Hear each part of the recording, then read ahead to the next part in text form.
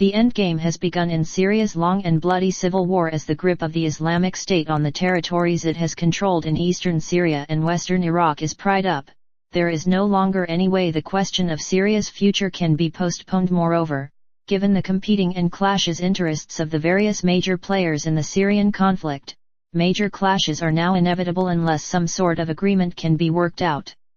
When the Russians intervened in force in Syria in 2015 to support the Syrian regime of Bashar al-Assad and add significant firepower to aid the Syrian ground forces backed up by Hezbollah and Iranian Revolutionary Guards, the initial goal was to stabilize Assad's control over the rump Syria that he presided over, and to avoid the spectacle of Assad's ouster from Damascus. The goal was to produce a stalemate where Assad, on the one hand, could not be forced to go, and where the backers of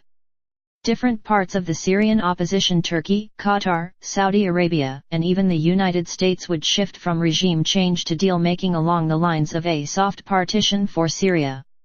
When this was not forthcoming, Moscow moved to the next stage, the recovery of Aleppo, Syria's second-largest city, for Assad to see which rebel groups in western Syria could be co-opted and which ones would receive the full force of the Syrian-Iranian-Russian juggernaut. That phase of the operation was wrapped up by December 2016, accompanied by intensive Russian diplomatic efforts, notably with Turkey, to accommodate their interests and to set up a series of exclusion zones and safe areas.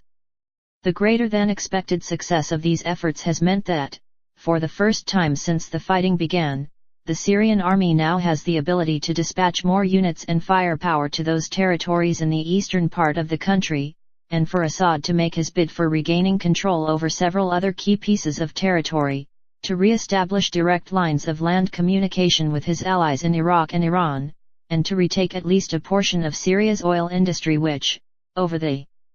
last several years, had provided a critical and lucrative stream of revenue for the Islamic State. A key strategic goal of Iran is also served by these developments, the restoration of a secure land bridge from Iran through Iraq, into Syria, from there to the Shia enclaves in Lebanon and thus to the shores of the Mediterranean.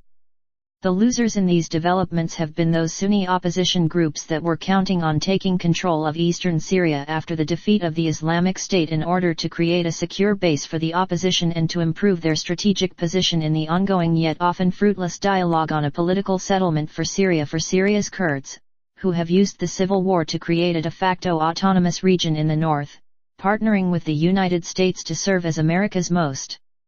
reliable on-the-ground proxies in the fight against the Islamic State while observing a de facto ceasefire with the Syrian regime. The revival of Assad's fortunes may require a re-evaluation of the Kurdish relationship with Damascus and whether to abandon the rest of the Syrian opposition.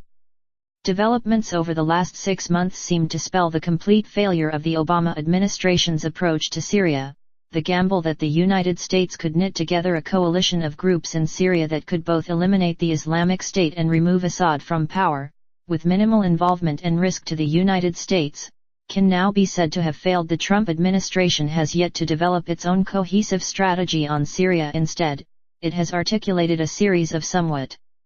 contradictory preferences, being open to cooperating with Russia in battling ISIS, yet committed to retarding the growth of Iranian influence and endorsing Saudi preferences for the region, coupled with a desire to show that the Trump team would enforce Barack Obama's red lines on any chemical weapons use with a military response, and a growing predilection to define and defend an emerging territorial zone in parts of Syria controlled by the opposition against any Syrian regime incursion. But without a clearly defined understanding of U.S. interests in Syria, the risk grows that the United States will stumble into a clash with Syria, Russia, and Iran. We have already had 2 shots across the bow this past week, the downing first of a Syrian fighter bomber and then an Iranian drone over eastern Syria.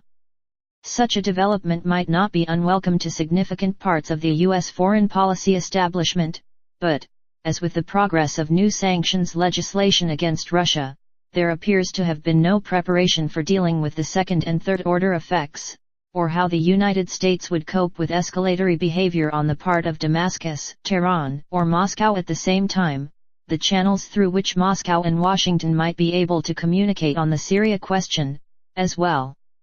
as other festering issues, have been blocked, first by the toxic atmosphere in Washington, where any meeting with the Russians is labeled as treasonous, and now by a Russian sense that such encounters are a waste of time because no serious bargaining can take place, as witnessed by the cancellation of the visit of Tom Shannon to confer with Sergei Ryabkov. In addition, any US-Russia rupture takes place against the backdrop of the Qatar crisis, which is destabilizing the U.S. security structure for the Persian Gulf, which means that key U.S. allies starting with Qatar and Turkey may no longer automatically be in the American camp if the Syria situation flares up.